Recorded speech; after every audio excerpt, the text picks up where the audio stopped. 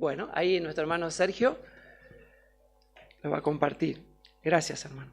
Y la paz de Dios gobierne en vuestros corazones, a la que asimismo fuisteis llamados en un solo cuerpo, y sed agradecidos. La palabra de Cristo more en abundancia en vosotros, enseñándoos y exhortándoos unos a otros en toda sabiduría, cantando con gracia en vuestros corazones al Señor con salmos e himnos y cánticos espirituales. Y todo lo que hacéis, sea de palabra o de hecho, hacedlo todo en el nombre del Señor Jesús, dando gracias a Dios Padre por medio de Él. Amén. Amén, amén.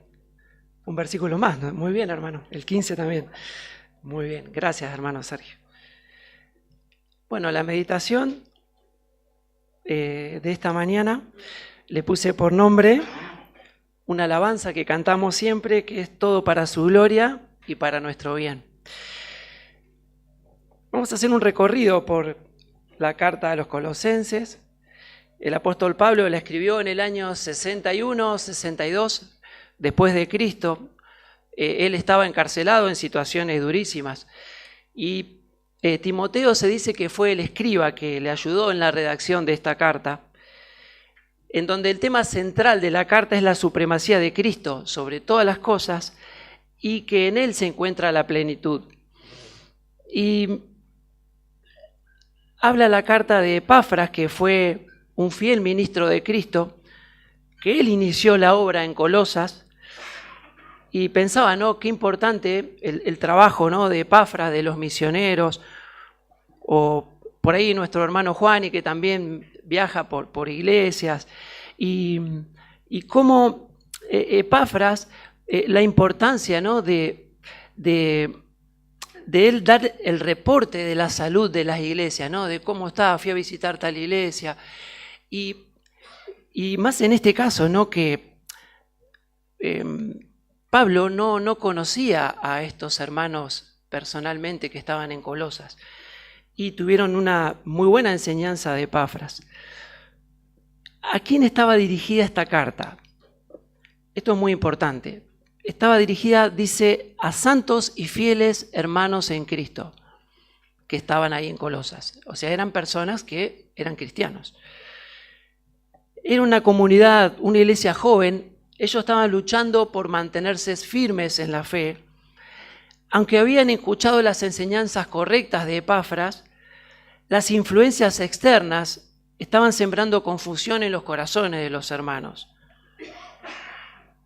Había diversas filosofías y enseñanzas. Algunas decían que Cristo, por ejemplo, era un ser creado. Otras cuestionaban la divinidad de Cristo. Y en medio de todo eso, los colosenses necesitaban urgente refuerzos espirituales. Y ahí es donde interviene el apóstol Pablo. Como les decía antes, ¿no?, él nunca había visitado Colosas y su carta, hermano, llegó como una luz para ellos. Imagínense, ¿no?, lo que estaban pasando. Me hacía acordar mucho a Gálatas, ¿no?, que se habían desviado y llegó como un faro de luz la palabra a través del apóstol Pablo, de esa carta, ¿no? Y esta carta no es una carta solo de esperanza, es un manual práctico para nosotros, para cada día, hermanos. Es atemporal. Y él ora para que el conocimiento de la voluntad de Dios no sea solamente un conocimiento teórico, sino un conocimiento práctico, algo que transforme la vida de los hermanos y los capacite para vivir conforme a los principios del Evangelio. Pablo no estaba contento solamente que la iglesia crezca en el número de personas. A él le interesaba que crezcan en el conocimiento de su voluntad, como fíjense, versículo 9, de su voluntad en toda sabiduría e inteligencia espiritual. Ahí se me vino a la mente Proverbios, ¿no?, cómo habla de la sabiduría y la inteligencia, cómo tenemos que ir atando cabos y meditando, ¿no?, en la palabra de Dios. Y luego Pablo ya se adentra en las secciones más poderosas de la carta, que es la supremacía de Cristo. Eso lo pueden ver después entre los versículos 15 al 20, ¿no? El primogénito de toda creación, Él es la imagen del Dios invisible. Es Eso tiene que estar adentro nuestro. ¿Ves? Que dicen, un inconverso dice, ¿quién es Jesús? Y le decís esa definición, ¿no? Del 15 al 20. La verdad que una descripción de quién es Dios, y ya lo fue centrando, ¿no? A los hermanos en Colosas que estaban dudando, que estaban siendo influenciados mal. Luego en el capítulo 2 les habla de los peligros que acechaban a la iglesia. Estaban creciendo bien en la fe, pero se estaban infiltrando, como les decía recién, las falsas enseñanzas. Eso, más que nada, lo que cuestionaban era la suficiencia de Cristo. Eso es lo que más estaban cuestionando. Como que había que agregar cosas de hombres, diluyendo el evangelio, ¿no? Y ha tenido éxito en el día de hoy porque vemos cuántos evangelios diluidos escuchamos por ahí, ¿no?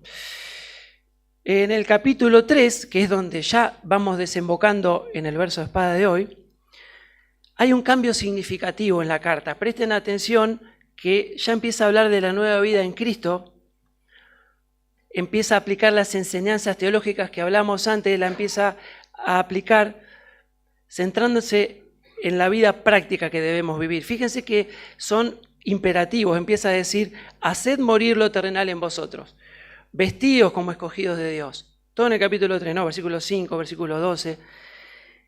Y finalmente Pablo nos recuerda que la vida cristiana no se vive solo de la acción, sino también de la meditación de la palabra de Cristo. ¿Ven? Y ahí entramos en el versículo a memorizar. La palabra de Cristo more en abundancia en vosotros, enseñándoos y exhortándoos unos a otros en toda sabiduría, cantando con gracia en vuestros corazones al Señor, con salmos, himnos y cánticos espirituales. Ese es solo el versículo 16. More, ahí, significa que viva en o habite, como dice la Biblia de las Américas, en esta versión dice que habite en. Y abundancia, que habite en abundancia, nos habla de cantidades exuberantes, que tenemos que estar llenos de la palabra. Las Escrituras, hermanos, deberían empapar todos los aspectos de nuestra vida. Esto lo saqué del comentario de la Biblia de MacArthur. Las Escrituras deberían empapar todos los aspectos de nuestra vida y controlar todo pensamiento, palabra y acción. La palabra de Cristo, hermano, debe ser el fundamento de nuestra vida diaria. Cuando la palabra de Cristo vive en nosotros, esta nos guía, nos transforma, nos exhorta y nos lleva a adorar a Dios en espíritu y en verdad.